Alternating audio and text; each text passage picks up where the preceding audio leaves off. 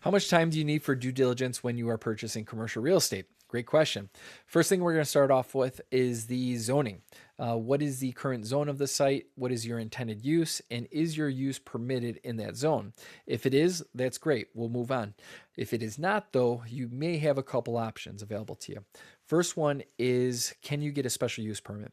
The special use permit in our market generally takes about 2 to 3 months. The reason for that is it's usually a two-step process where we're meeting with a planning and zoning committee first, and then once we get their approval, then we move on to a city council committee that approves on the city level. And so your timeline may be shorter, may be longer, depending on the size and the sophistication of the municipality that you are working with.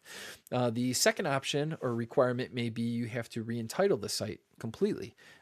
This is common when we're doing development or redevelopment of sites where we're taking the existing use and completely changing it to something else. For example, let's say you have a site that's being used for farmland or agriculturally zoned. Well, that might get reworked into an industrial, retail, residential site. And so now we have to go through that whole process of re-entitlement. The re-entitlement process could take 4 months, 6 months, a year plus, depending on the complexity of the project, the size of the project, the sophistication of the local government, and all the agencies that you may have to be involving in that process. The last option is they could flat out tell you, nope, this isn't approved. You have to go find another site. So assuming that you check the box on your zoning, we get an idea on how much time to budget there. The next thing I'm going to look at is, how are you purchasing that site? Are you paying cash or are you using financing? If you're paying cash, I've seen closings done in less than 2 weeks. If you're using financing, it really is going to depend on what your lender is telling you is a realistic timeline. For example, if you are using a conventional loan, you may budget 45 days for the bank process from the time you submit your application to the time that you get the clear to close. Part of that is the bank is probably going to have an appraisal done that could take 2 to 3 weeks to get turned around, and then it may go to approval with a committee after that. So 45 days seems to be a relatively safe timeline. I have seen banks do their process in less time, 30 days, and I have seen it take longer, 60 days or longer. Usually when it is taking longer, maybe you are purchasing the site for your business and you may be using an SBA loan, which is the loan that the lender lines up with the Small Business Administration.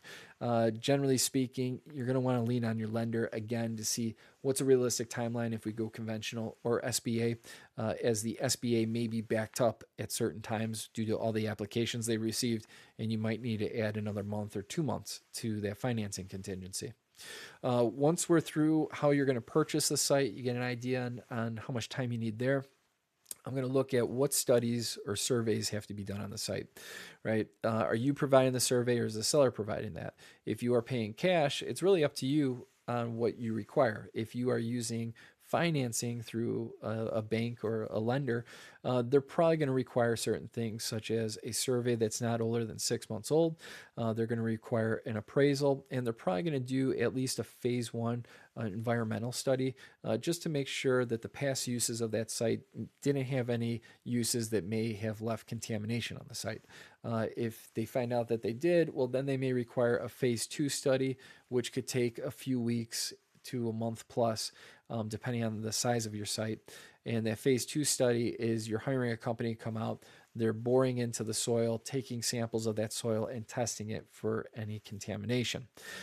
So once you have an idea of the studies that need to be done, again, if you are, let's say, purchasing a property for investment purposes, let's say it's a multi-tenant retail building, and you're just pretty much just purchasing it for the cash flow, you're not making any changes there, well, then you're on more of a fast track there. Really, it's going to come down to how quickly can you do your due diligence on reviewing the leases that are in place.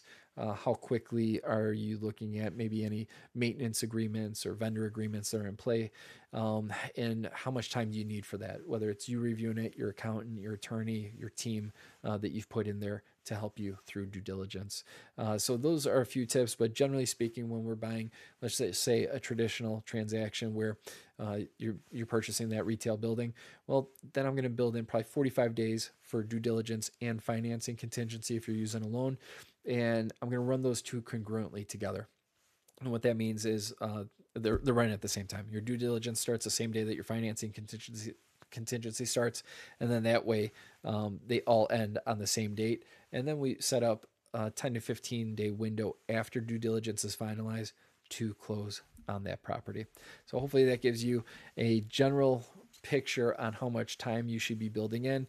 For a pretty straightforward transaction, we're looking 60, maybe 75 days, where if you are doing site development, that timeline is really going to be dependent upon your local municipality and how complex your project is. And so I would suggest you build in as much time as possible. Another tool you can use in your offer is make sure to put in options for extension in the event that you have some uncertainty there. And what that might look like is, okay, I have 60 days to do my due diligence. I might add on another 30-day option to extend the due diligence further. Now, this is a point that gets negotiated with the seller. The seller may require, well, a portion of your earnest money will have to become non-refundable at that point, or you may be required to put additional earnest money in that still would be refundable if something didn't turn out. So when I think of due diligence, I think of how much time do I need to, one, check out the feasibility of the site. Will it work out for my intended use? And then take that deep dive into researching the site to see, is this site what the seller said it is? And are there any flags here, or anything that we need to bring to light that needs to be reviewed further?